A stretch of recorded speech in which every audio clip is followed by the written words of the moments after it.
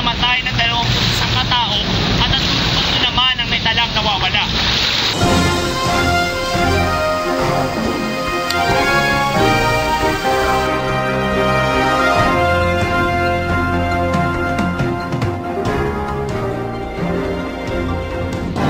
Isa nga sa malubhang na apektuhan ng kulos na ito ay ang Manila Bay, na karaniwang dinadayo ng mga tao. Samahan niyo ko at muli natin balikan ang mga drainage at tumipal sa atin itong mga nakaraang taon.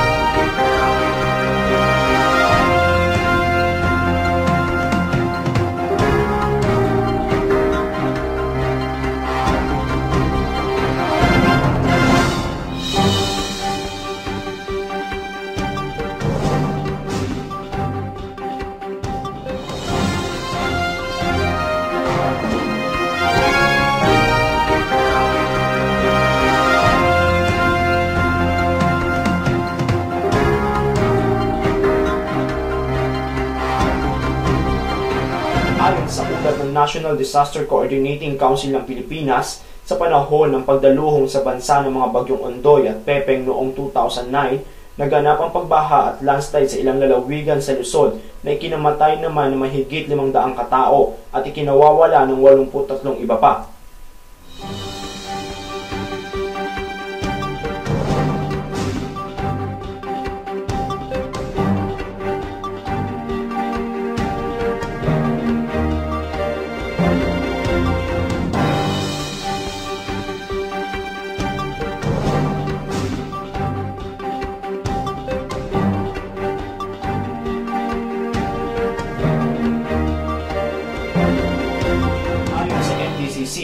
Naapektuhan ng bagyong Pepeng ang halos 470,000 pamilya at di bababa sa 173 ang taong namatay.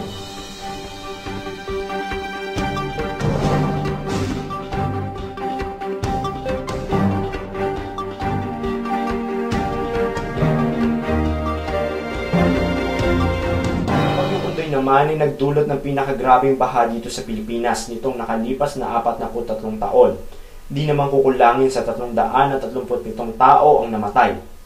Ayon sa panig ng mga opisyal, ang dalawang bagyong ito ay nagdulot na mahigit 15 bilyong piso na kapinsalaan sa pangkabuhayan dito sa Pilipinas.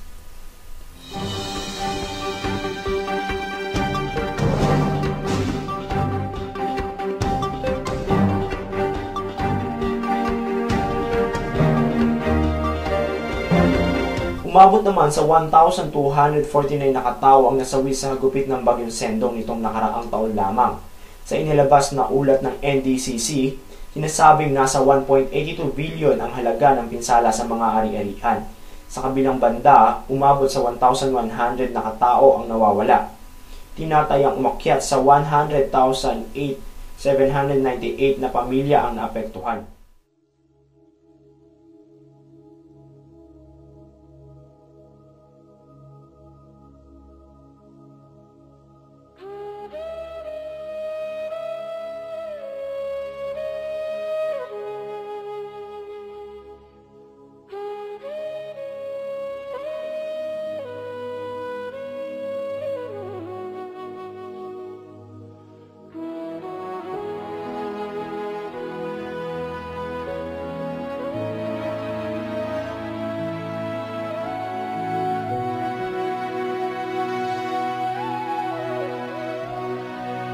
Napapansin matapos bumuhos na malakas na ulan ay nagkakaroon agad ng malawakang pagbaha.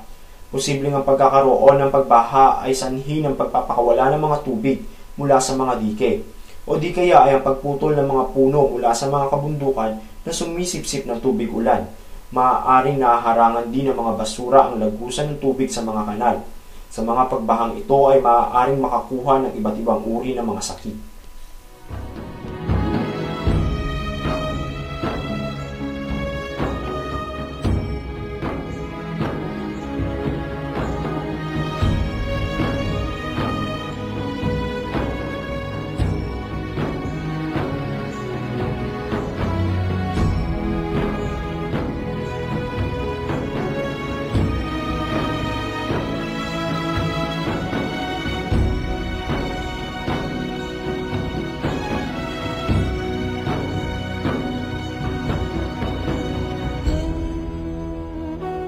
Minsan na ring maraming buhay ang nawala ng dahil sa basura.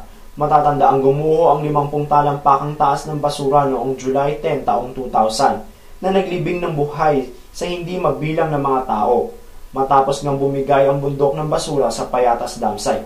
Sinasabing kaya gumuho ang tumpok ng mga basura ay dahil pa rin sa malakas na pag-ulan.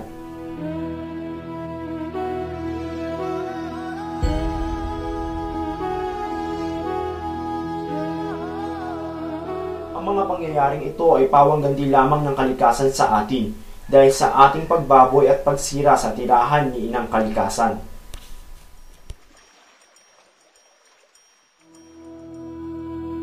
Natin ang mga ganitong pangyayari, matuto tayong disiplinahin ang ating sarili sa simpleng pagtago ng basura sa tama nitong tapunan. May iwasan na natin ang pagkakaroon ng mga pagbaha na nagdudulot ng kapahamakan sa ating buhay.